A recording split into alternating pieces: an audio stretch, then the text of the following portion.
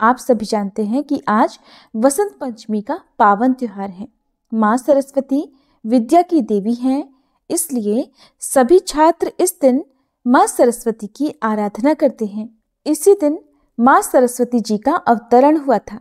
सृष्टि के निर्माण के समय भगवान श्री विष्णु के निर्देशानुसार श्री ब्रह्मा जी ने पृथ्वी लोक में मनुष्य योनि की रचना की। उसके बाद अपनी बनाई हुई सृष्टि को देखने के उद्देश्य से ब्रह्मा जी एक बार पृथ्वी लोक का चक्कर लगाने निकले। वहां उन्होंने मनुष्यों और वन्य जीव जंतुओं को देखा तो वह सभी शांत दिखाई दिए। बोलने की शक्ति उनमें नहीं थी, इसलिए उनके जीवन में किसी तरह की कोई हलचल नहीं दिखाई दे रही थी।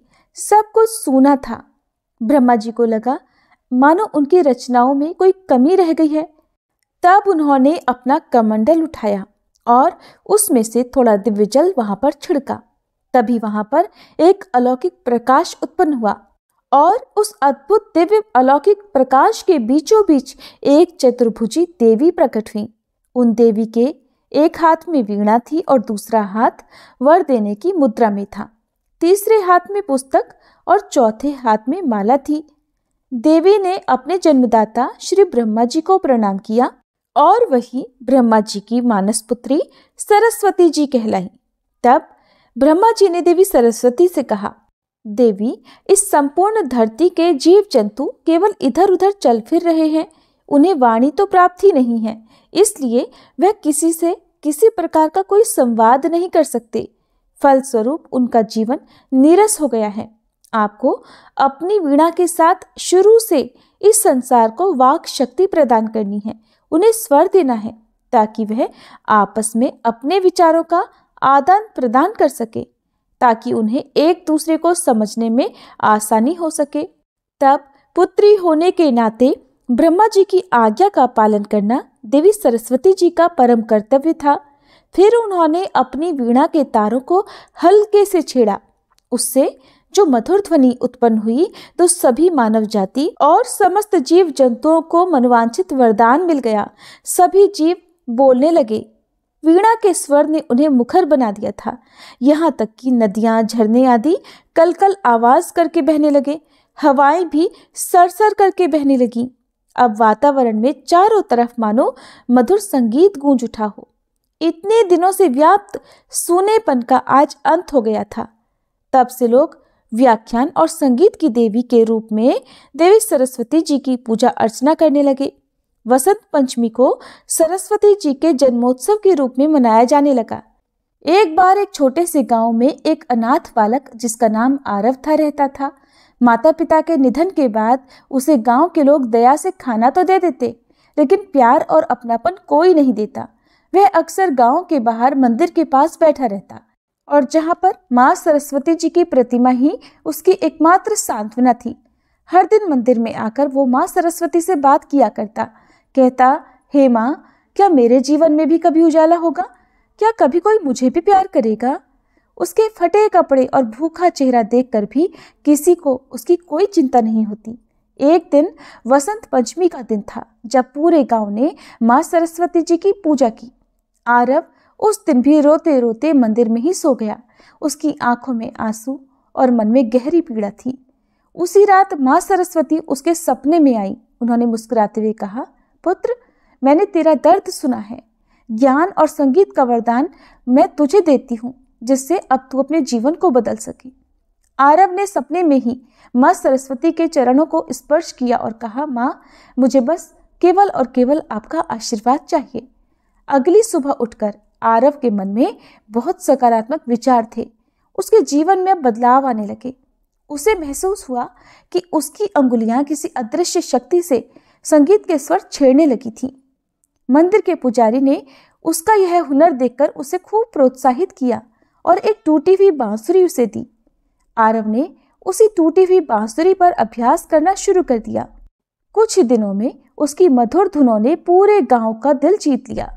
जो लोग पहले उसे दुत्कारते थे, अब वही उसे सम्मान देने लगे थे।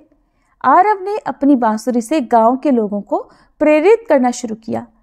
वह अपनी धुनों के माध्यम से ये संदेश देता कि दुख और अकेलेपन में भी ज्ञान और संगीत वह शक्ति है जो जीवन बदल सकती हैं। धीरे धीरे आरव का नाम दूर दूर तक फैलने लगा। उसे शहर में भी आमंत्रित किया जाने लगा, जहां उसने अपने प्रदर्शन से हजारों लोगों को प्रेरित किया।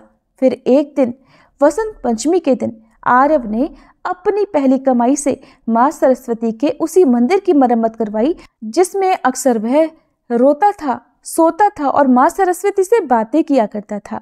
आज वह उनकी मूर्ति के सामने खड़ा होकर बोला, हे माँ, आपका दिया ज्ञान ही मेरे लिए सबसे बड़ी संपत्ति है। तभी माँ सरस्वती जी की प्रतिमा से आवाज आई, पुत्र, जब तुमने कठिनाई में भी आशा और ज्ञान का सहारा लिया, तभी तुम्हारा जीवन सफल हुआ। यही मेरा संदेश है। हर मनुष्य में ज्ञान और कला की ज्योति है, बस उसे पहचानने भर की देर है।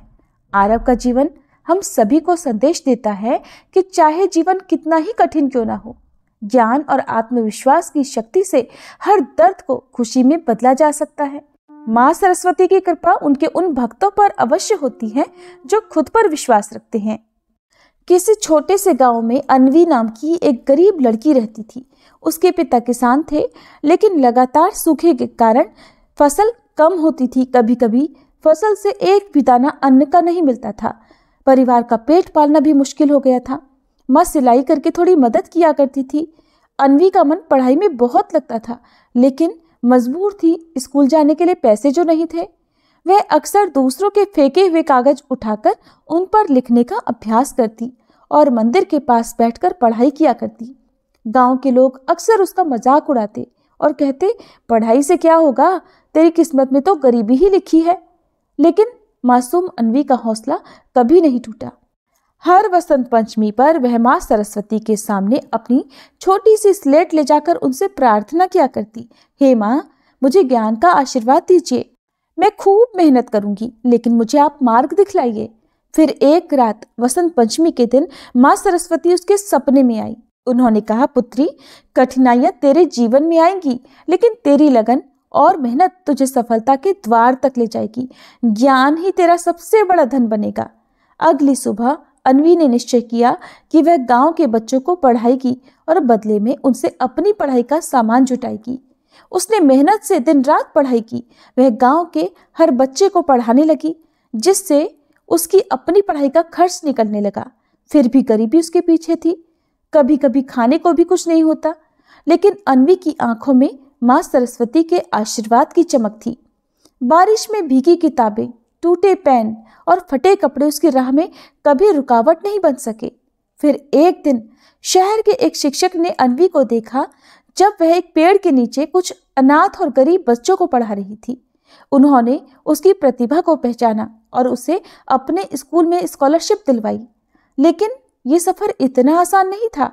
शहर में दूसरे बच्चे उसका मजाक उड़ाया करते, क्योंकि वह गरीब और साधारण कपड़ों में रहती थी। अन्वी ने आंसुओं को छिपाकर दिल में माँ सरस्वती जी की मूर्ति को याद करके अपनी मेहनत जारी रखी।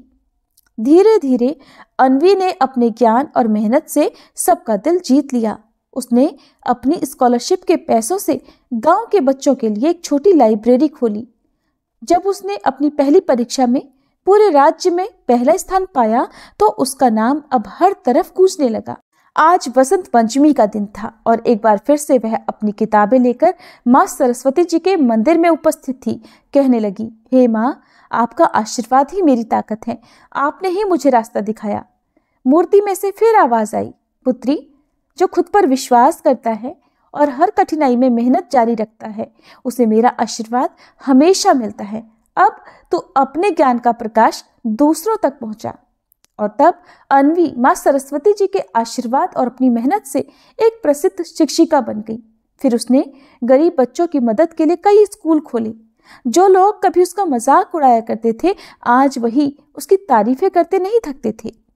अन्वी की ये कहानी हमें सिखाती है कि ज्ञान, मेहनत और ईश्वर के प्रति आस्था के बल पर हर बाधा को पार किया जा सकता है। माँ सरस्वती का आशीर्वाद उन्हीं को मिलता है जो सच्चे मन से प्रयास करते हैं और कभी हार नहीं मानते। ये थी वसंत पंचमी से जुड़ी कुछ कथाएं और कहानियां। अब सुनिए माँ सरस्वती जी के दिव्य 108 नामों का जाप। जो भक्त सच्चे मन से और खास तौर पर जो छात्र सच्चे मन से माँ सरस्वती की पूजा करके 108 नामों का जाप करते हैं, उनके जीवन में सदैव माँ सरस्वती का आशीर्वाद बना रहता है और वे हमेशा सफलता ही प्राप्त करते हैं। माँ सरस्वती के 108 नाम। ओम सरस्वतीये नमः, ओम महाभद्राय नमः, ओम महामाये नमः, ओम वर प्रदाय नमः, ओम श्री प्रदाय नमः, ओम श्री पद्मानिलयाय नमः, ओम पद्मालक्ष्य नमः, ओम पद्मवक्त्राय नमः, ओम शिवानुजाय नमः, ओम पुस्तक प्रभते नमः, ओम ज्ञान मुद्राय नमः, ओम रमाय नमः, ओम पराय नमः, ओम कामरूपाय नमः, ओम महाविद्याय नमः, ओम महापातक नाशिन्ये नमः, ओम महाश्रयाय नमः, ओम मालिन्याय नमः, ओम महाभोगाय नमः, ओम महाभुजाय नमः, ओम महाभागाय नमः, ओम महोत्साहाय नमः, ओम दिव्यांगाय नमः, ओम सुरवंदिताय नमः, ओम महाकाल्ये नमः, ओम महापाशाय नमः, ओम महाकाराय नमः, ओम महाकुशाय नमः, ओम पिताय नमः, ओम विमलाय नमः, ओम विश्वाय नमः, ओम विद्युन्मालाय नमः, ओम वैष्णव्याय नमः, ओम चंद्रिकाय नमः, ओम चंद्रवदनाय नमः, ओम चंद्रलेख विभूषिताय नमः, ओम सावित्र्ये नमः, ओम सुरसाय नमः, ओम देव्ये नमः, ओम दिव्यालंकार भूषिताय नमः, ओम वाग्देव्ये नमः, ओम वसुधाय नमः, ओम तीव्राय नमः, ओम महाभद्राय नमः, ओम महाबलाय नमः, ओम भोगदाय नमः, ओम भारत्ये नमः, ओम भामाय नमः, ओम गोविंदाय नमः, ओम गोमत्ये नमः, ओम शिवाय नमः, ओम जटिलाय नमः, ओम विंध्यावासाय नमः, ओम विंध्याचल विराजिताय नमः, ओम चंडिकाय नमः, ओम चंडिकाय नमः, ओम वैष्णव्ये नमः, ओम ब्राह्म्ये नमः, ओम ब्रह्म ज्ञान एक साधनाय नमः, ओम सौदामिन्ये नमः, ओम सुधामूर्त्ये नमः, ओम सुभद्राय नमः, ओम सूर्यपूजिताय नमः, ओम सुवासिन्ये नमः, ओम सुनासाय नमः, ओम विनिद्राय नमः, ओम पद्मलोचनाय नमः, ओम विद्यारूपाय नमः, ओम विशालाक्षे नमः, ओम ब्रह्मजाय नमः, ओम महाफलाय नमः, ओम त्रयमूर्तये नमः, ओम त्रिकालाज्ञे नमः, ओम त्रिगुणाय नमः, ओम शास्त्र रूपिण्ये नमः, ओम शुंभासुर प्रमिथिन्ये नमः, ओम शुभदाय नमः, ओम स्वरात्मिकाय नमः, ओम रक्तबीज निहंत्रे नमः, ओम चामुंडाय नमः, ओम अंबिकाय नमः, ओम मुंडकाय प्रहारणाय नमः, ओम धूम्रलोचन मर्दनाय नमः, ओम सर्वदेवस्तुताय नमः, ओम सौम्याय नमः, ओम सुरासुर नमस्कृत्याय नमः, ओम कालरात्रे नमः, ओम कलाधार्ये नमः, ओम रूप सौभाग्यदायिन्ये नमः, ओम वाग्देव्ये नमः, ओम वरारोहाय नमः, ओम वरारोह्यो नमः, ओम वारिजासनाय नमः, ओम चित्रांबराय नमः, ओम चित्रगंधाय नमः, ओम चित्रमाल्य विभूषिताय नमः, ओम कांताय नमः, ओम कामप्रदाय नमः, ओम वंद्याय नमः, ओम विद्याधर सुपूजिताय नमः, ओम श्वेतननाय नमः, ओम नीलभुजाय नमः, ओम चतुर्वर्ग फल प्रदाय नमः, ओम चतुरानन साम्राज्याय नमः, ओम रक्तमध्याय नमः, ओम निरंजनाय नमः, ओम हंसासनाय नमः, ओम नीलजंघाय नमः, ओम ब्रह्मा विष्णु शिवन्मिकाय नमः। इति श्री सरस्वती अष्टोत्तर शतनामावली।